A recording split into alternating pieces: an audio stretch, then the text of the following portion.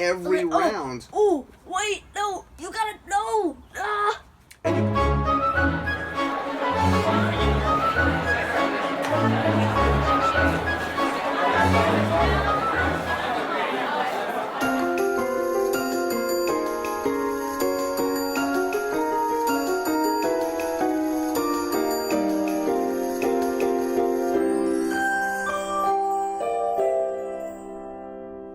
Hello, ladies and gentlemen. Hi. This is Justin. And Max Games. And we're going to do an outdoor review of Richard the Lionheart. Bum, bum, bum.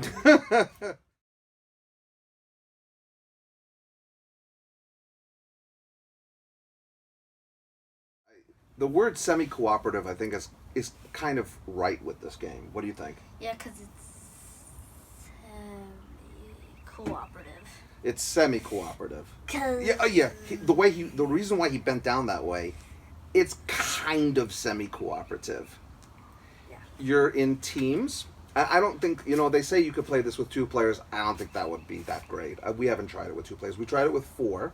And if you have uneven amounts of people, there would be one. Person. There's a blue person. They're a neutral. Which I'd imagine 3 wouldn't be any better.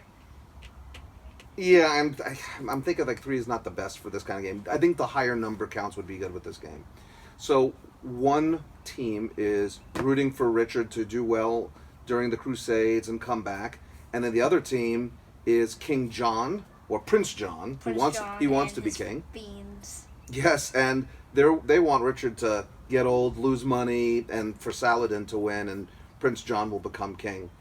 And you're wandering around the board with your character. They give you these little sheets for each of your players. Everyone gets to choose which player they are on a team, and they give you these sheets which remind me a little bit of the talisman sheets, where it has a picture of the character and sort of its special ability and what you start with. Everyone starts with a different amount of money, and I think that gives it a nice asymmetry. What happened with your special ability during the game that we played? I was Prince John. He was Prince John. And my ability was every time I gained coins, I gained an additional $1. And throughout the game, I may have gained like 6 or 7 coin issues, I guess. Yeah. And only once did I gain an additional one. We forgot about his special ability, and I took the bishop because the bishop has no special ability. He just starts with more cash in the beginning of the game, so I thought that would be easy for me to remember. And you're wandering around the board. You get a certain amount of movement. At the end of every round, everyone gets a chance to buy something, and that could be very tricky because you don't have a lot of cash in this game. And you're trying to get points, but you're also trying to move your guys along this track as a team in the way that the team wants the tracks to move. And the most fun part of the game is that everyone's playing cards into this deck that this deck constantly is changing, and whatever the result of the deck is at the end of every round is whether the tracks will move, how much they'll move. I thought it was fantastic, though. Mm-hmm. You tell us a little bit about how you feel. But every player gets a special card, like a special objective card at the end of the game. Oh, that's right. Yeah, every player. The edict cards. The edict cards. Every player gets a special ability card, and there'll sometimes be an extra point for every this card that you have at the end of the game. An extra point if you get this far, or if this track of your side wins, you get an additional 5. But there's a couple that will make you turn. Right, there's a couple that actually don't want you to win, your team to win in a certain way. It wants you to win in a different way, so you might actually have to force the game. Basically, your team is trying to win, but only one player on the team actually wins. And the other player, because absolute loser. Because my idea on that is that whatever side wins takes over the control of the area place. Thingy-Bidor? England? Yes. England, the place Thingy-Bidor. They take over England. Mm-hmm. And then, the winner becomes king. Right. And the loser stays... Or remains king. And it's too much. Sentenced to death. Exactly. We played 4 players, and it was guys versus gals. And the other way that the game can end is not with one team winning or one team losing, and then amongst those, whoever has the most points wins. if everyone is kind of jockeying for position the entire game, and the game gets to round 10 or Then ends it's round just 10, points. and no one wins at the end of round 10. Yeah, it's just points. And let me tell you, I had a blast playing this game. It was dramatic every round. Oh, wait, no, you gotta, no! Ah! And you can gain these really special, these extra little things, those tokens that give you a chance to get some more cards into your hand. Or at least rotate your cards. To change Maybe what you move a little have. further. You could steal cards from. from people if you run through their area. You can give cards to a friend. There's a lot of fun stuff going on. The game took longer than the box says. In the 4-player game, it took us just under 2 hours. Because we did go to all 10 rounds. We did go to all 10 rounds, and we were kind of rule-oriented still in a first game. Wait, how do you do this? What? And each of the areas you can go to on the map, and I'll show pictures of the map, each have very specific either requirements or what it's going to give you.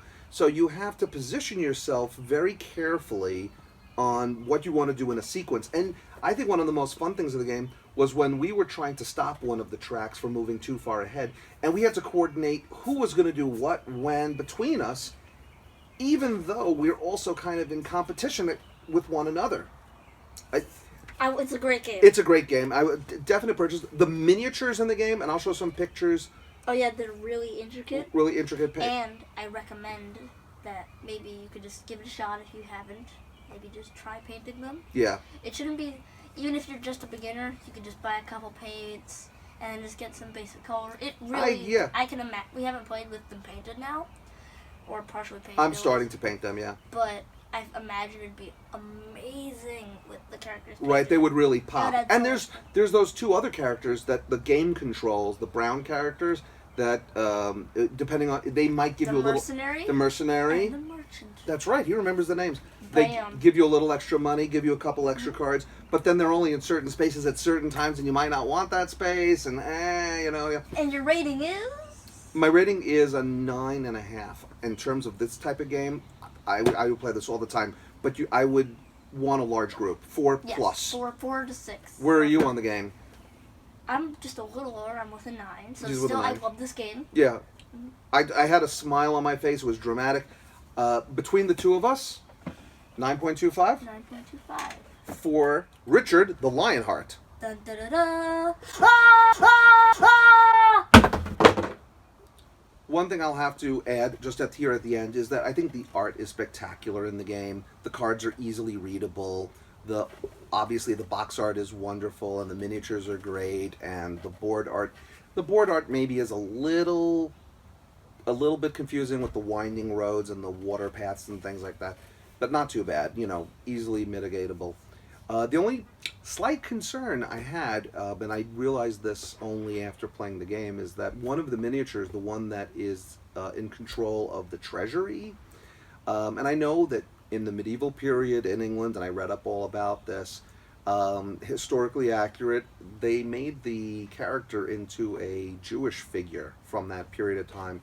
The Jewish community in England and anywhere in Europe had to wear these sort of pointed hats with a stick kind of on the top of them to make sure that people knew that they were not part of the general population. And during Richard the Lionheart's time, even when he was coronated king, there were a lot of anti-Jewish riots and killing, and he kind of semi-protected them after a while, and it's a real mixed bag. But I found that was just a little, I don't want to say concerning, but a little intriguing that they would add the character with that garb in the game, knowing sort of the history around it. But at least maybe at the same time, if anyone realizes this and they want to read up about it, it may get you more interested in the history. And I love games that have historical context that is based on reality, games like Lisboa and other games, even Mombasa. And in Mombasa, the author of the game, Alexander Pfister, in the prologue to the instructions, he even says this is a troubled topic, it's a troubled period of time. And so even though there's just an inkling of that in this game, I do think it is still necessary to comment upon. Here's the character right here. and they do also kind of make him look a little bit, I don't know, maybe full of some deceiving or deceptive motives just from the way the characterization is made. So that did trouble me a little bit, but not too much to not recommend the game on that basis. But I found it intriguing that they would portray the character this way.